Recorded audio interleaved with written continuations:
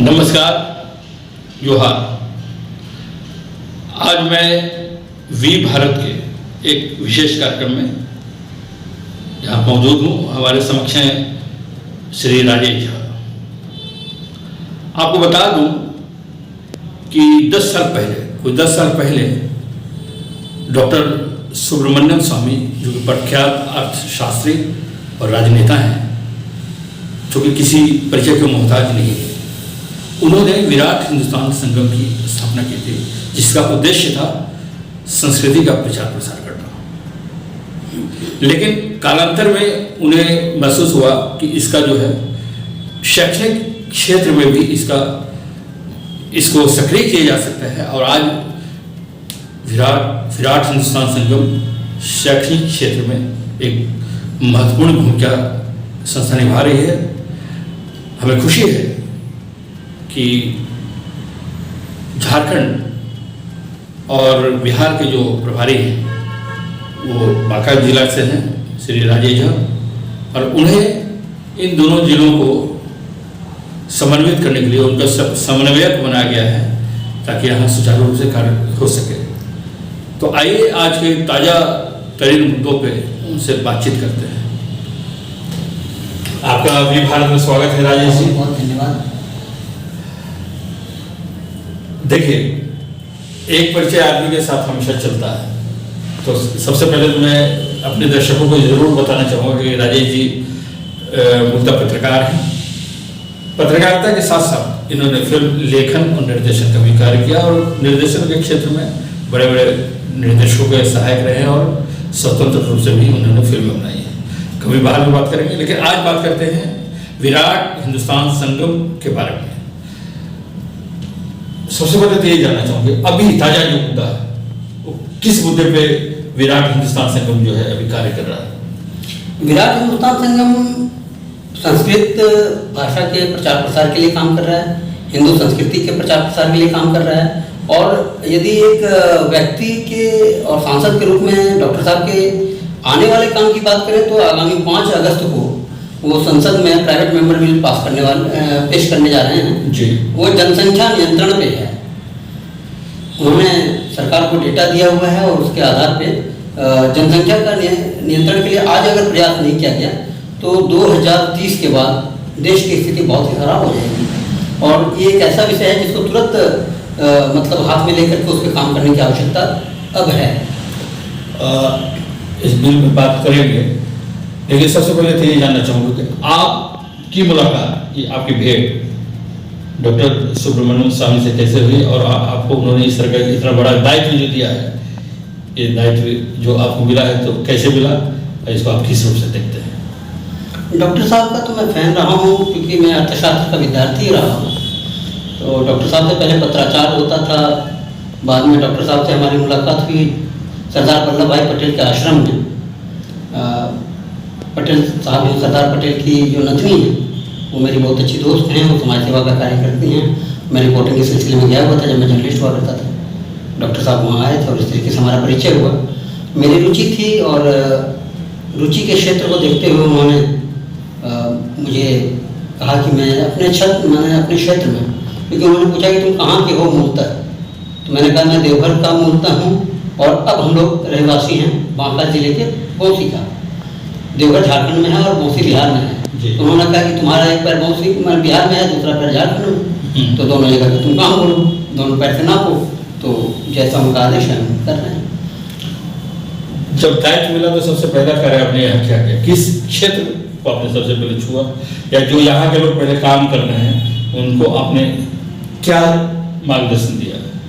मैंने सबसे पहले, मुझे उन्होंने पूछा कि क्या करना चाहिए, तुम क्या करना चाहते हो, तो मैंने कहा कि मंदिरों को सरकारी नियंत्रण से मुक्त करने का जो उनका कार्यक्रम है, मैं उससे ज़्यादा जुड़ना चाहूँगा। तो उन्होंने कहा ठीक है, तुम अपने क्षेत्र में इसका अध्ययन करो। अध्ययन करने के बाद मैंने देवघर और बासुकीनाथ मंदिर का अध्ययन करने के बाद इसको सरकारी नियंत्रण से मुक्त करने की प्रक्रिया शुरू की है। पहले हम डायरेक्ट उसको कोर्ट में दाखिल करने जा रहे थे, PIL सुप्रीम कोर्ट में, लेकिन मुझे देवघर से पंडित धर्मरक्षिणी सभा के एक बहुत महत्वपूर्ण व्यक्ति का फ़ोन तुरंत चला गया कि अभी मत कीजिए, आप थोड़ा हम लोगों से डिस्कस कर लीजिए। जब मैं आया तो वो जानना चाह रहे थे कि मैं करना क्या चाह रहा हूँ। फिर उसके बाद क्या हुआ कि लॉकडाउन हो गया। लॉकडाउन होने के बाद हम परेशान थे कि हम क्या करें, तो मैंने RTI करके सारे डॉक्यूमेंट जुटाने शुरू कर दिए। देवघर के DC ने मुझे पत्र नहीं दिया, मुझे फ़ोन पे वो बात कर रहे थे कि सारी सूचनाएं हमारे पास नहीं है। मैंने कहा कि आप RTI का फॉर्मेट पढ़ लीजिए, जो हमने ड्राफ्ट करवाया सुप्रीम कोर्ट के एडवोकेट से।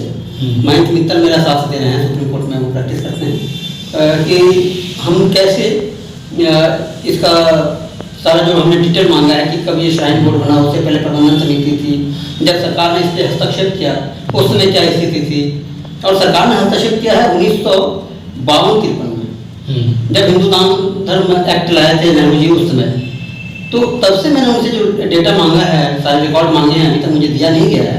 और बहुत जल्दी, क्योंकि मैं किसी से बात कर चुका हूँ, शायद अगले 15 दिन के बाद हम आगे की प्रक्रिया शुरू करेंगे और हम आयुक्त दुमका के पहुँच जाएंगे। अगर वहाँ नहीं मिला तो हम सीधे मुख्यमंत्री को हाईकोर्ट में खींचेंगे।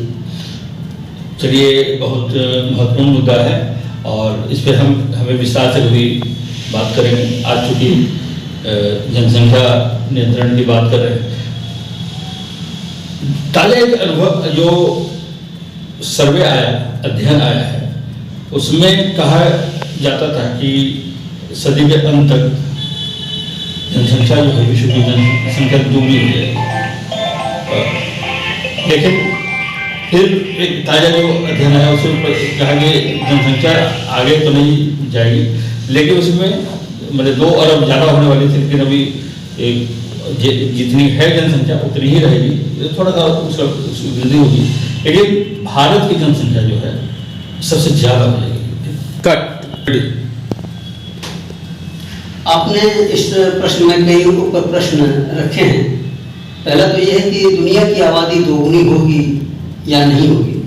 अगर पूरी दुनिया के भूभाग की बात करें, वहाँ के घनत्व की बात करें, आबादी की बात करें, तो उस दृष्टि से यह है कि चीन में आबादी का घनत्व जो है वो 1600 व्यक्ति है, और हमारे यहाँ आज भी 2300 से 2500 के बीच की आबादी है प्रति मील। अगर हम भूखंड की बात करते हैं, चीन के पास बड़ा भूभाग है, इसलिए देश मतलब दुनिया में सबसे बड़ी आबादी का देश होने के बावजूद जनसंख्या का उतना बड़ा दबाव उसके संसाधनों पे नहीं है जितना बड़ा दबाव हमारे संसाधनों पे है। अगर हम संसाधनों के अनुपात में जाएं तो कह सकते हैं कि आनुपातिक दृष्टि से हम चीन को बहुत पीछे छोड़ चुके हैं और लगभग हम सवाया हैं उससे। तो उस अध्ययन में ये था कि हिंदुस्तान आबादी के मामले में अव्वल हो जाएगा। एक बार आपकी बातों में कहने की चिंता है, लेकिन हमारे प्रधानमंत्री जी उसे संसाधन मानते हैं। हमारी जो जनसंख्या है और उसको हमेशा इस रूप में ही विश्व के सामने रखते रहे, तो आप इसको क्या संसाधन नहीं मानते हैं? यहाँ मैं थोड़ा सा मतभेद रखता हूँ। आदरणीय प्रधानमंत्री जी कैसे उसे संसाधन मानते हैं मुझे नहीं मालूम। मैं केरल का उदाहरण देना चाहूँगा। केरल हमारे देश का सबसे सर्वाधिक शिक्षित और साक्षर राज्य है, बावजूद इसके वो मनी ऑर्डर इकोनॉमी है। मतलब वहाँ के लोग बाहर जाते हैं, सर्विस करते हैं, वो वहाँ से भेजते हैं, उसका अपना कोई प्रोडक्शन नहीं होता।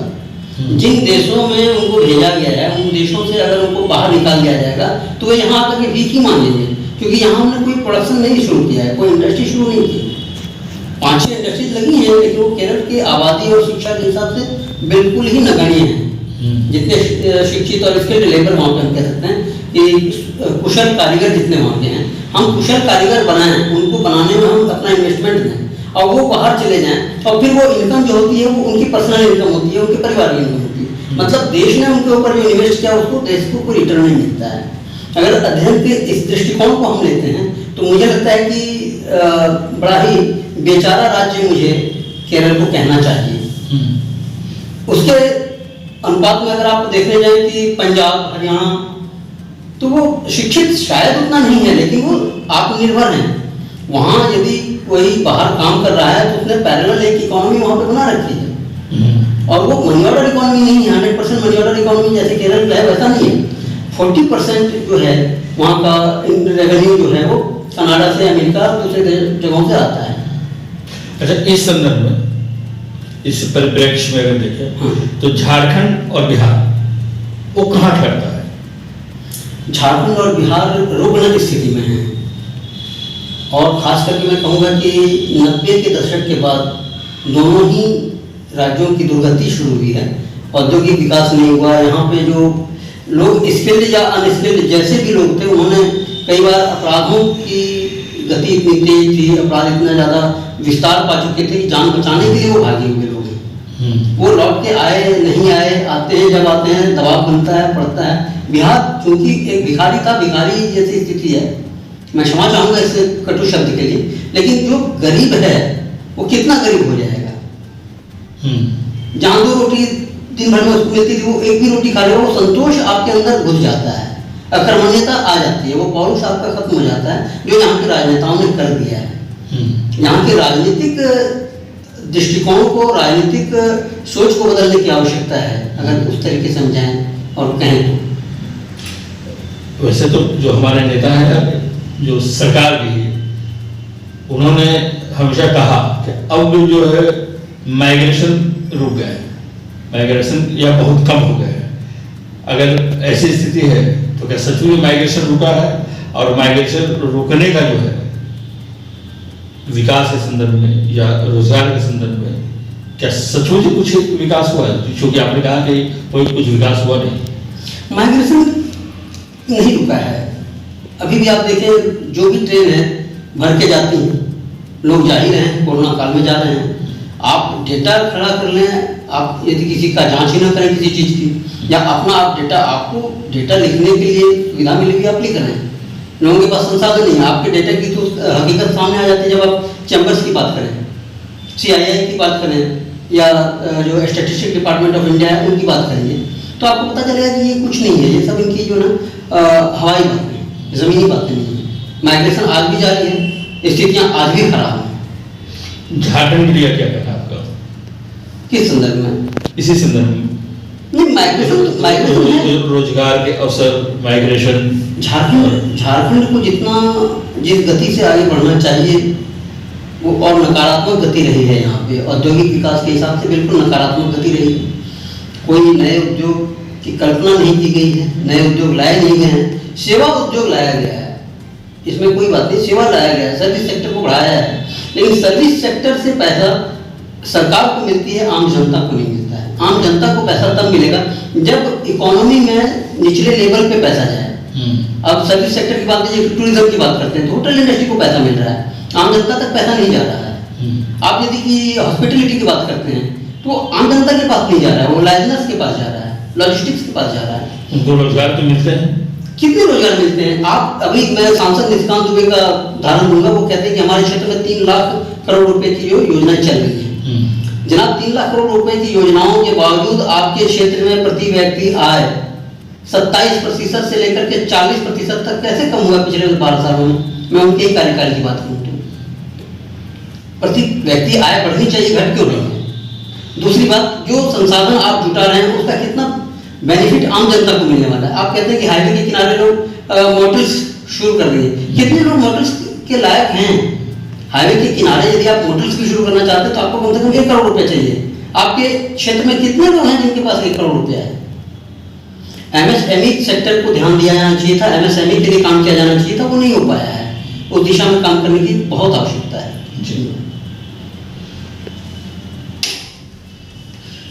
बिहार झारखंड से निकल कर थोड़ी देर के उस विषय, वो भी एक बहुत ऐसा विषय है, बड़ा व्यापक है, अगर एक सत्र की आवश्यकता है। इसलिए मैं फिर से विराट हिंदुस्तान संगम की तरफ आता हूँ। राजेश जी, डॉक्टर सुब्रमण्यम स्वामी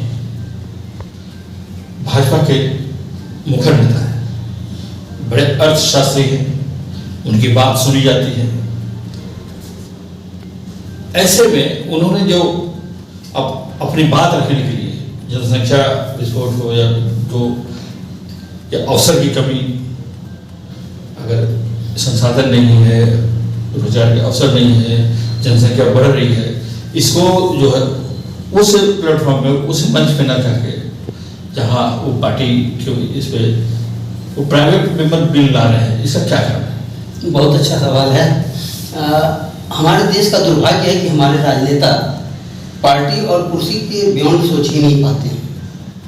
अभी जब प्राइवेट मेंबर बिल लाने की आवश्यकता इसलिए महसूस हुई कि कोई भी पार्टी अगर इसको पेश करेगी तो मान लीजिए कि बीजेपी में चूंकि डॉक्टर साहब हैं और अगर वो पार्टी की ओर से पेश करते हैं तो बात हो जाती है कि भैया ये बीजेपी हिंदू मुस्लिम मामले को बढ़ा रही है, फिर वो मुसलमानों को अलग करना, फिर चूंकि दलित जो है उनकी आबादी ज़्यादा है, वो बच्चे ज़्यादा पैदा करते हैं, तो दलित वर्सेस सवर्ण, इस तरीके के विषय को वो खड़े कर देते हैं। वो पार्टीगत राजनीति की लड़ाई हो जाती है और विषय गौण हो जाता है। और अब जब एक प्राइवेट मेंबर बिल लाया जा रहा है, प्राइवेट मेंबर बिल में क्या होता है कि उस पर पूरा डिस्कशन होता है, एक एक पहलू पे होता है। और जब सरकार किसी बिल को लाती है तो वो उसका प्रेस्टीज इशू होता है, वो किसी भी तरीके से पेश कराना चाहती है और पास कराना चाहती है, उसके साम दाम दंड भेद सब करती है, जागरूकता नहीं करती। प्राइवेट मेंबर बिल में इतना डिटेल चर्चा होता है, उसमें पूरी जागरूकता होती है, एक एक पॉइंट पे जो आदमी पेश करता है बिल वो बात करता है। अभी हमारे यहाँ देश में जो है तो मुस्लिमों के बारे में यदि हम बात करें तो उनकी आबादी 37 से 40% की दर से बढ़ रही है, वो इतने बच्चे पैदा कर रहे हैं। दूसरी ओर हमारे यहाँ आदिवासियों का जो जीवन है वहाँ 0.8% आबादी है। तो यदि हम अल्पसंख्यक वर्ग में ही लें तो इस तरीके का जो डिफरेंस है वो बहुत बड़ा डिफरेंस है। एक तो पूरी की तरह पूरा खत्म हो जाएगा, दूसरा पूरी की तरह से हावी हो जाएगा। और संख्या इसलिए भी वो लोग बढ़ा रहे हैं कि उनको राजनीतिक सत्ता हासिल करनी है। तो ये आदित्यनाथ जोगी जी जो जनसंख्या नियंत्रण कानून लाने वाले हैं, तो उस पर चर्चा बहुत तेजी से हो रही है, उसको चुनावी मुद्दा भी माना जा रहा है, लेकिन इसे मुसलमानों के बीच भी बेचैनी है और इस पर चर्चा हो रही है कि बाकी जो मुस्लिम देश हैं वहाँ कहाँ कहाँ 2 संतान के लिए बिल लाए गए और वहाँ कानून अभी है, कई देशों में तैयारी चल रही है। जब अंतर्राष्ट्रीय स्तर पे जो है मुस्लिम समुदाय के लोग या वो वहाँ के शासक जब ये नियंत्रण की बात कर रहे हैं, ला चुके हैं कानून, तो यहाँ इस तरह की इतनी जो है बेचैनी हो जाती है और उस पर गर्म बहस हो जाती है। उसको आप किस रूप में देखते हैं? क्या सचमुच ये मुसलमानों के खिलाफ ये कानून बनेगा? जनसंख्या नियंत्रण कानून किसी के खिलाफ नहीं है, देश के हित में है। और आदरणीय योगी आदित्यनाथ जी ने जो कार्यक्रम किया है, इसके लिए जो प्रस्ताव उन्होंने पेश किया है, मैं उसका स्वागत करता हूँ। देश के कोने कोने में इस तरीके की बातें होनी चाहिए। डॉक्टर साहब जो ला रहे हैं उनकी भी सफलता की मैं कामना करूँगा। मैं चाहूँगा इन दोनों दिग्गजों के लिए बाबा वैद्यनाथ भरपूर आशीर्वाद दें इनको। और मैं जहाँ तक समझता हूँ अंतर्राष्ट्रीय विषयों को हम ना भी लें, अपने देश के अंदर की बात करें, तो मुझे लगता है कि पंचायत स्तर तक संकल्प लेकर के पंचायत समितियाँ भी न केवल इसको प्रस्ताव में लाएं बल्कि उसका क्रियान्वयन करें। क्योंकि अगर हम नहीं करेंगे आज तो 2035 के बाद हमारी दुर्गति होने वाली है और उस दुर्गति से बचना है तो आज ये करना ही पड़ेगा। इसलिए जागरूकता के लिए जागरूकता के लिए जी विराट हिंदुस्तान संगम क्या किस तरह के कदम उठाने वाला है? विराट हिंदुस्तान संगम इसके लिए बौद्धिक कार्यक्रम कर ही रहा है। उनके कार्यकर्ता पंचायत स्तर पर जाकर के लोगों को समझाइश देंगे, काम करेंगे और ये बिल्कुल जो है ना लोगों को उनके विचारों में परिवर्तन ला करके उनको जो धोखा दिया गया है, कहीं भी कुरान में, मैंने कुरान पढ़ ली है, हदीस भी पढ़ा हुआ है, कहीं नहीं लिखा है कि संतान जो है तो अल्लाह की देन है, कहीं नहीं लिखा है। ये इन्होंने गलत व्याख्या की हुई है और उन गलत व्याख्याओं को हम अगर हटा सकें समाज के अंदर से तो लोगों को भी समझ में आएगी बात कि जनसंख्या कम हो, संसाधन का बेहतर उपयोग आप कर सकते हैं तो आपका जीवन बेहतर हो सकता है। जनसंख्या नियंत्रण कानून अभी उत्तर प्रदेश में आने वाला है, आ चुका है और उसमें चर्चा होगी, इसे चुनावी मुद्दा माना जा रहा है। विराट हिंदुस्तान संगम जागरूकता के लिए सक्रिय है और उनके अनेक कार्यक्रम चलेंगे। मैं बता चुका हूँ कि श्री राजेश झारखंड और हिंदुस्तान के प्रभारी हैं। तो ये अब लंबी बातचीत का सिलसिला है, लेकिन आज हम इस बात को यहीं पे विराम देते हैं। फिर अगली मुलाकात में फिर उनसे हम बातचीत करेंगे, लेकिन आज इस कार्यक्रम का विराम देते हुए हम आपको बताते चलें कि फिर किसी नए व्यक्तित्व के साथ आपसे फिर मिलेंगे। तब तक इस कार्यक्रम को यहाँ विराम देते हैं। नमस्कार। नमस्कार। तो ये कार्यक्रम यहाँ समाप्त होता है। मैं अपने सहयोगी बबलू शाह के साथ मैं शत्रुघ्न के साथ आपसे विदा लेता हूँ। नमस्कार, जोहार।